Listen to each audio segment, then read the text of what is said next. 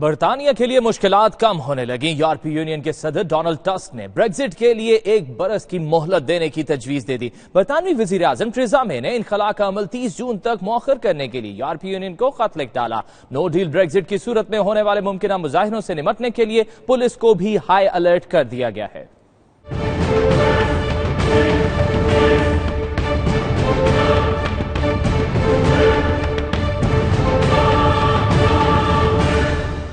Brexit کی غیر یقینی صورتحال، برطانیہ کے لیے مشکلات کم ہونے لگی۔ یورپی یونین کے صدر ڈونلڈ ٹسک نے بریگزٹ کے لیے برطانیہ کو 1 سال کی مدت دینے کی تجویز پیش کر دی، جس کے مطابق برطانوی پارلیمنٹ اسی دوران یورپی یونین چھوڑنے کی منظوری دیتی ہے تو بریگزٹ ہو جائے گا۔ ڈونلڈ ٹسک کی تجویز آئندہ ہفتے یورپی یونین کے سربراہ اجلاس میں پیش کی جائے گی۔ برطانوی وزیر اعظم ٹریزا مے نے یورپی یونین کے صدر کو خط لکھا ہے جس میں بریگزٹ کو 30 جون تک مؤخر کرنے کا کہا گیا ہے۔ ٹریزا مے اس معاملے پر لیبر پارٹی سے اتفاق رائے کے لیے بھی کوشاں ہے۔